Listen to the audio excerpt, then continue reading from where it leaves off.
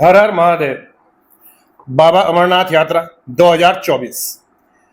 मैं आज आपके साथ बहुत सारी बातें शेयर करूंगा इस यात्रा को लेकर के कि इसमें क्या क्या सावधानी आपको बरतनी है और क्या क्या गलती नहीं करनी है और कैसे करनी है, कहां से करनी है और कैसे आप इसे कर सकते हैं।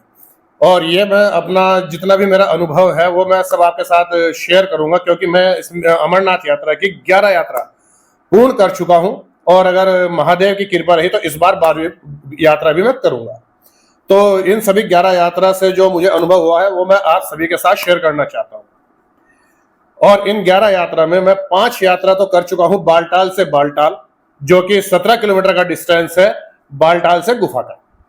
17 किलोमीटर जाना और 17 किलोमीटर ही आना।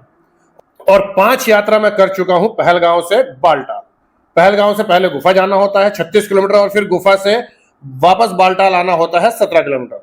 तो 5 यात्रा मैं ये कर चुका हूं और एक यात्रा मैंने की थी पहलगांव से जाना और पहलगांव को ही वापस आना, जो कि 36 किलोमीटर जाना और 36 किलोमीटर आना, लगभग 72 किलोमीटर, जिसमें हमें 3 दिन लगे थे। तो इतना जो भी कुछ मेरे पास में एक्सपीरियंस है वो मैं आपके साथ शेयर करना चाहता हूं। उम्मीद है कि आपके लिए ये बेनिफिशियल होगा। तो सबसे पहले मैं आपके साथ शेयर करूंगा अमरनाथ यात्रा की हिस्ट्री। इसकी हिस्ट्री बड़ी ही मिस्ट्री है। तो जो नारद मुनि थे वे बड़े ही चंचल स्वभाव के थे। तो एक बार वे माता पार्वती के पास में गए और उन्होंने माता पार्वती से बोला कि माता, क्या आपको मालूम है कि जो नरमुंडों की माला है ये क्या है, इसका रहस्य क्या है? तब माता पार्वती ने कहा कि नहीं, मुझे तो नहीं मालूम। तब नारद मुनि ने उन्हें उकसाया और कहा कि वे आपको बताएंगे भी नहीं। ये देखिए कहानी यहां से कैसे शुरू करते हैं कि वे आपको बताएंगे भी नहीं, अगर आप जिद करेंगे वे तब भी नहीं बताएंगे। तो नारद मुनि का जो काम था वो तो कंप्लीट हो चुका था। उन्होंने तो उकसा दिया था माता पार्वती को। माता पार्वती गई महादेव के पास में और उन्होंने उनसे पूछा कि प्रभु, ये जो आपके नरमुंडों की माला है ये क्या है, किसकी है? तब महादेव ने बहुत आनाकानी की, लेकिन बहुत जिद करने के बाद महादेव ने माता पार्वती को बताया कि जितनी भी नरमुंडों की माला है ये सब तुम्हारी ही है, कि मैं तुमसे इतना ज्यादा प्यार करता हूं कि जितनी बार भी तुमने जन्म लिया है और जितनी बार भी तुमने उस जन्म को त्यागा है उतनी ही बार तुम्हारे याद में मैंने तुम्हारे जो नरमुंड होता है उसकी माला को मैं अपने गले में धारण कर लेता हूं। तब माता पार्वती ने पूछा महादेव से कि महादेव, ऐसी क्या बात है, ऐसी क्या खास बात है कि मैं तो जन्म लेती हूँ और मर जाती हूँ लेकिन आप अमर रहते हो, आप नहीं मरते हो? तब महादेव ने माता पार्वती को बताया कि यह सब अमर कथा की वजह से है, कि अमर कथा जो एक बार सुन लेता है वो हमेशा के लिए अमर हो जाता है। तब माता पार्वती ने कहा कि मैं भी इस कथा को सुनना चाहती हूँ। और महादेव उनकी बात को कैसे टाल सकते थे? तो सबसे पहले उन्होंने सोचा कि एक ऐसी जगह का चयन करना है जहां पर माता पार्वती को अमर कथा सुनाई जा सके, जहां पर इनके अलावा और कोई जीव जंतु ये कथा सुन ही ना सके। तो सबसे पहले महादेव ने सोचा कि एक ऐसी जगह का चुनाव करना है, एक ऐसी जगह का चयन करना है जहां पर सिर्फ माता पार्वती कथा सुन सके, कि दूसरा और कोई जीव जंतु इस कथा को सुन ही ना सके। तो सबसे पहले जाते हैं पहलगांव। पहलगांव का पुराने जमाने में नाम था बैलगांव। कश्मीरी टंग में इसे बदल बदल कर इसे पहलगांव करते हैं। वहां पर इन्होंने नंदी बैल को छोड़ दिया था, तभी से इसका नाम पड़ा बैलगांव, और कश्मीरी टंग की वजह से बैलगांव का बन गया पहलगांव। उसके बाद फिर आता है चंदनवाड़ी, जहां पर महादेव ने चंद्रमा को त्याग दिया था। उसके बाद फिर आता है पिस्सू टॉप, सबसे पहली और सबसे ज्यादा खड़ी चढ़ाई पिस्सू टॉप। पिस्सू टॉप क्या है, मैं इसके बारे में भी आपको बता दूं कि जब राक्षसों को पता चला कि महादेव माता पार्वती को लेकर के अमर कथा सुनाने जा रहे हैं तो राक्षस भी उनके पीछे पीछे हो लिए कि हम भी सुनेंगे, हम भी अमर होंगे। तब महादेव और राक्षसों के बीच में बहुत भयंकर युद्ध हुआ था, बहुत लंबे समय तक युद्ध हुआ था।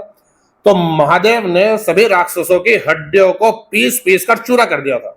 तो हड्डियों को पीसने की वजह से जो वो एक पहाड़ बन गया था, तो उस पहाड़ को बोलते हैं पिस्सू टॉप। उसके बाद फिर आता है शेषनाग झील, एक झील भी है शेषनाग झील, वहां पर उन्होंने अब शेषनाग को छोड़ दिया था। उसके बाद फिर आता है गणेश टॉप, वहां पर गणेश जी को छोड़ दिया था। उसके बाद फिर आता है पंचतरणी, जहां पर माता गंगा को उन्होंने त्याग दिया था। माता गंगा आज भी वहां पर 5 भागों में बहती है। उसके बाद फिर आता है गुफा, पंचतरणी से लगभग 6 किलोमीटर की दूरी पर है।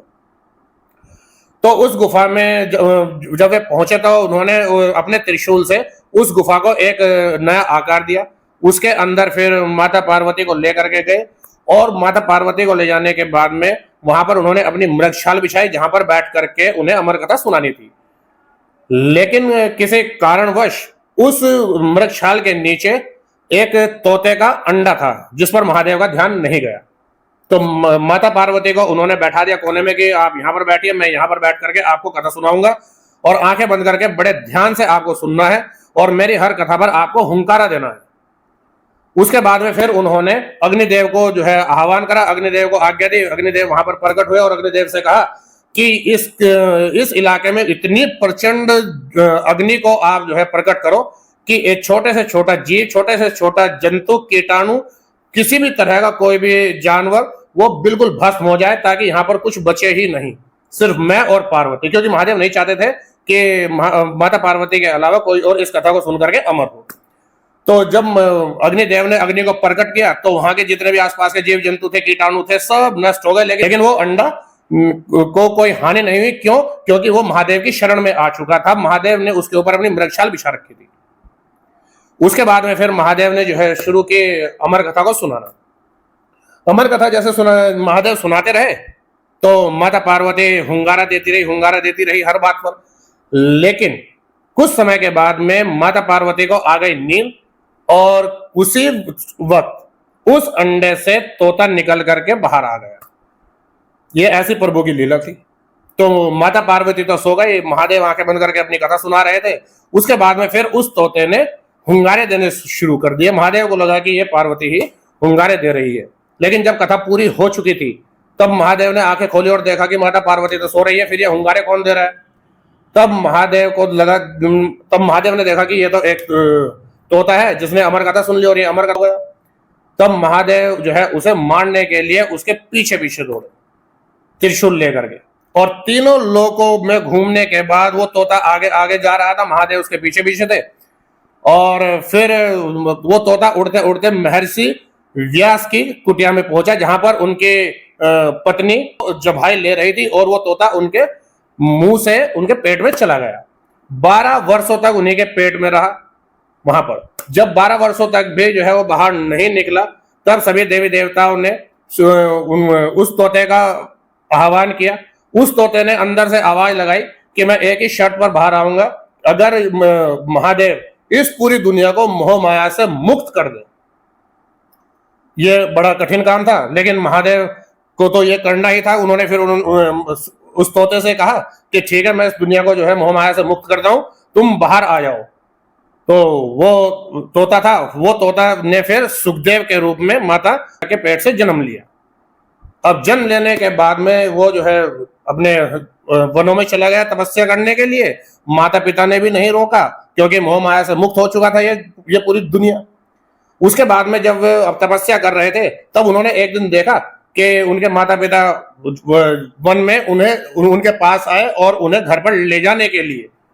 तब सुखदेव को लगा कि महादेव ने मेरे साथ छल किया है, ये दुनिया तो मोह माया से मुक्त हो चुकी है, फिर मेरे माता पिता के मन में मेरे लिए मोह कैसे पैदा हो गया।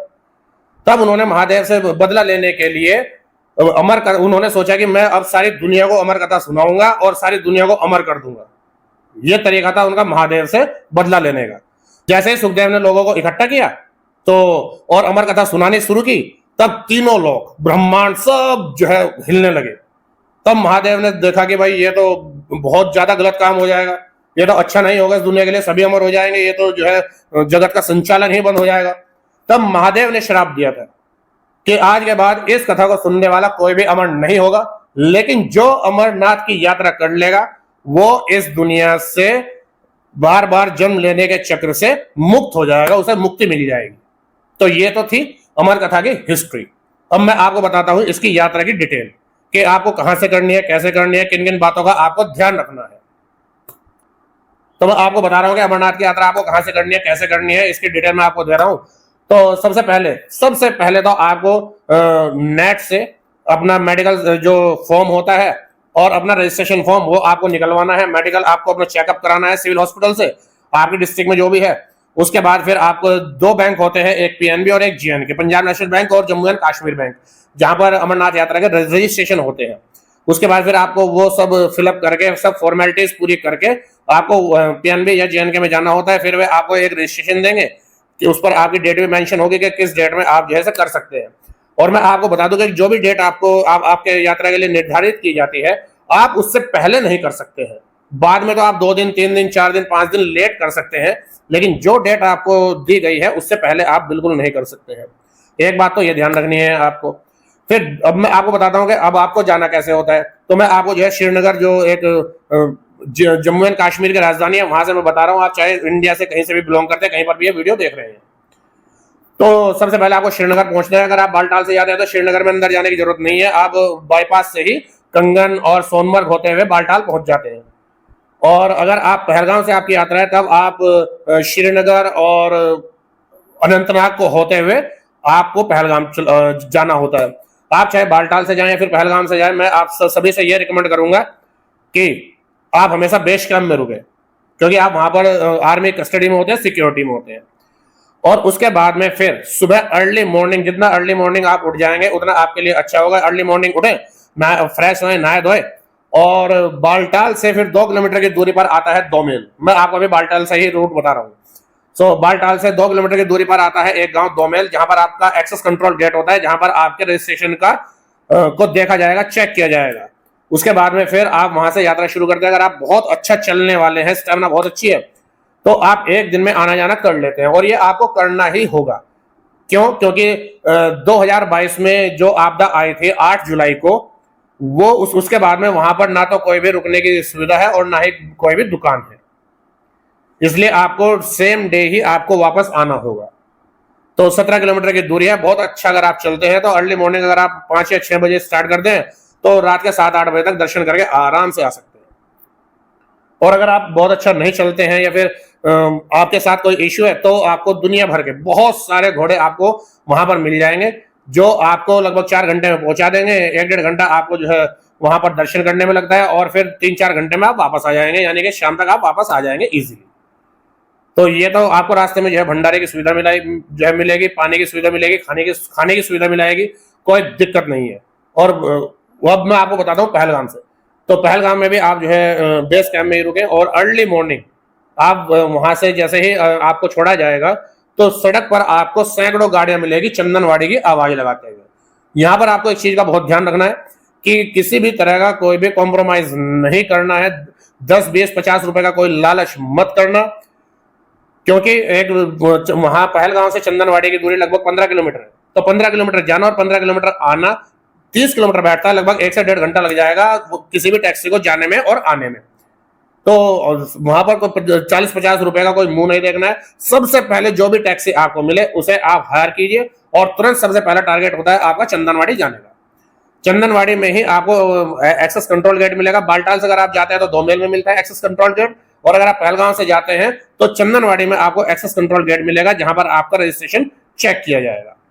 तो सबसे पहले तो आपको टैक्सी पकड़ के सबसे पहला टारगेट आपका यह है कि चंदनवाड़ी पहुंच जाओ, वहां पर अपने रजिस्ट्रेशन को चेकअप कराओ, वहां से फिर आपकी यात्रा होती है शुरू।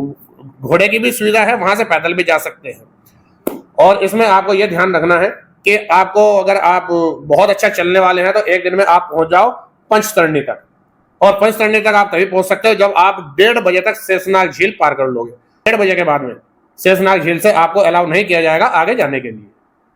लेकिन अगर आप 1:30 बजे से पहले आप वहां पर पहुंच जाते हो शेषनाग झील पर, तब आपको अलाउ किया जाएगा, अदरवाइज आपको शेषनाग पर ही स्टे करना पड़ेगा। और अगर आप शेषनाग पर स्टे करते हैं, फिर आपको अगले दिन स्टे करना होगा पंचतरणी, क्योंकि एक दिन में शेषनाग से गुफा, और गुफा से फिर बालटाल आप इतना नहीं चल पाएंगे, क्योंकि गुफा पर रुकने की सुविधा नहीं है, जैसा मैंने अभी थोड़ी देर पहले बताया। तो अगर आप बहुत अच्छे चलने वाले हैं, घोड़े से जाइए या पैदल जाइए, आपका मेन टारगेट होना चाहिए पहले ही दिन पंचतरणी रुकने का। अगर आप नहीं इतना चल पाते तो पहले दिन शेषनाग रुकिए, दूसरे दिन पंचतरणी रुकिए, फिर पंचतरणी से अर्ली मॉर्निंग उठिए, फ्रेश होइए, नहाइए धोइए, नाश्ता कीजिए। भंडारे आपको हर जगह मिलेंगे, बहुत अच्छे अच्छे भंडारे मिलेंगे। और ये तो इंडिया का सबसे बेस्ट जो भंडारा है, आपको पहलगांव के रास्ते से ही मिलेगा, पोशपत्री में। वो उससे अच्छा भंडारा मैंने आज तक अपनी लाइफ में देखा ही नहीं है, आप जाएंगे तो देखेंगे। तो सबसे पहले आप पंचतरणी जाइए, पंचतरणी से सुबह अर्ली मॉर्निंग उठिए, फ्रेश होइए, नहाइए धोइए, और वहां से 6 किलोमीटर की दूरी पर है अमर गुफा। तो वहां पर आप जाइए, जाने के बाद दर्शन कीजिए अच्छे से, और फिर उसी दिन सेम डे आप बालटाल वापस आ जाइए। बालटाल में आपको भंडारे के अंदर भी बहुत अच्छी सुविधा, रुकने की, खाने की, नहाने धोने की हर सुविधा है। तो वहां पर आप रुकिए और सुबह वहां से आप निकलेंगे तो कानवाई में ही निकलेंगे। इसलिए आपको बालटाल से अगर जब आप नाइट स्टे करके अगले दिन के लिए जाते हैं अपने घर के लिए कहीं और के लिए भी, तब आपको अर्ली मॉर्निंग निकलना होता है। लगभग 5 या 6 बजे के करीब कानवाई वहां से छुटती है। बिना कानवाई के आपको अलाउ किया ही नहीं जाएगा जाने के लिए। उसके बाद फिर आप श्रीनगर आइए या फिर कटरा आइए, जम्मू आइए, जहां पर भी आप जाना चाहते हैं। तो ये तो हुआ 2 रूट का मैप। अब मैं आपको बताता हूं कि इसमें आपको क्या क्या सावधानी बरतनी है। इसमें आपको सबसे पहले तो अपने साथ रखिएगा गर्म कपड़े। गर्म कपड़े आपके पास में होने चाहिए। दूसरी सबसे मतलब मेन चीज, आपके पास रेनकोट होना चाहिए। लाइट वेट का रेनकोट जरूर होना चाहिए। मौसम का कोई भरोसा नहीं है, 10 मिनट में मौसम बदलता है वहां पर। तो रेनकोट होना चाहिए। आपके पास में ग्लूकोन डी का डब्बा होना चाहिए। मुनक्का हमेशा अपनी पॉकेट में रखिए, क्योंकि मुनक्का कभी खुश्की नहीं आने देती है चलते हुए जब आप थोड़ा ऐसा फील करते हैं। और पानी तो जरूर रखिएगा। पानी की बोतल अपने साथ रखिएगा, गर्म कपड़े रखिएगा, ग्लव्स रखिएगा, गर्म टोपी रखिएगा, सॉक्स रखिएगा। सॉक्स तो एक्स्ट्रा रखनी होती है कि अगर बारिश हो जाए, भीग जाए तो आप उसे चेंज कर सके। और एक छोटी टॉर्च, ये आपको अपने साथ रखना है। खाने पीने का बहुत हल्का सामान, बहुत ज्यादा वेट नहीं रखना है, क्योंकि जब आप ट्रैक करते हो, ट्रैकिंग के वक्त आपको छोटा सा सामान भी बहुत भारी लगने लगता है। तो ये चीज अपने साथ रखिएगा। और अपनी जितनी भी आपके एसेंशियल मेडिसिन है वो आप अपने साथ हमेशा कैरी रखिएगा। बीपी वाले, जिन्हें बीपी की प्रॉब्लम है, वो बहुत ज्यादा जल्दी ना करें वहां पर जाने की। इंजॉय करें, बार बार नहीं मौका मिलता है ऐसी जगह जाने का। एक से एक सुंदर नजारे हैं, एक से एक सुंदर झरने हैं वहां पर। तो हर चीज को एंजॉय करते हुए आप जाइए, वहां पर दर्शन कीजिए। और मेरा मानना यह है कि आप यात्रा में जितना जल्दी जाते हैं, स्टार्टिंग में जाते हैं, इस बार तो 29 जून से यात्रा है, तो जितना जल्दी जाते हैं, मेरा मानना है ये कि शिवलिंग उतना ही बड़ा मिलता है। जितना लेट जाते हैं तो शिवलिंग मेल्ट होता रहता है। यही प्रभु की लीला है। वो हम पहलगांव से अगर आप जाते हैं तो 36 किलोमीटर है।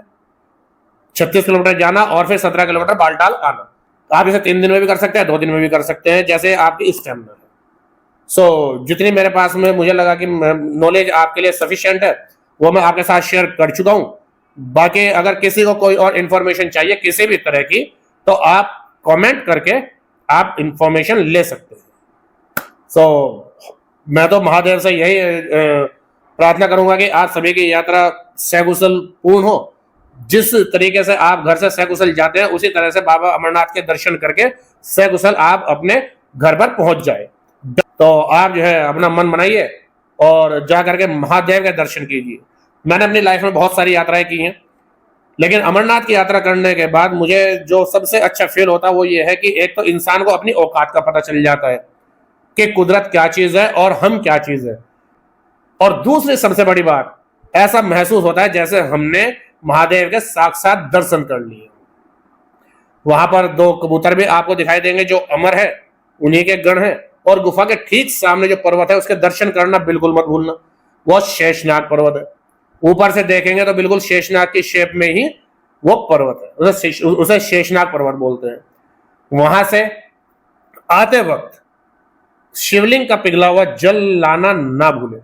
जब आप वहां से गुफा से दर्शन करके आएंगे तो आपको अपने राइट हैंड पर टंकी लगी हुई दिखाई देंगी, छोटी छोटी, जिसमें जो शिवलिंग है उसका जल पिघल करके इकट्ठा रहता है। आप एक छोटी कैन अपने साथ कैरी कर लीजिएगा, छोटी बोतल कैरी कर लीजिएगा, और उसमें वो जल अपने घर पर लाना ना भूले। तो ये जानकारी मुझे लगता है कि बहुत सफिशिएंट है आपके लिए। कोई और जानकारी, किसी भी तरह की कोई भी अगर आपको जानकारी चाहिए, इन्फॉर्मेशन चाहिए, तो कमेंट करके आप पूछ सकते हैं। आपकी यात्रा मंगलमय हो। धन्यवाद दोस्तों। हर हर महादेव।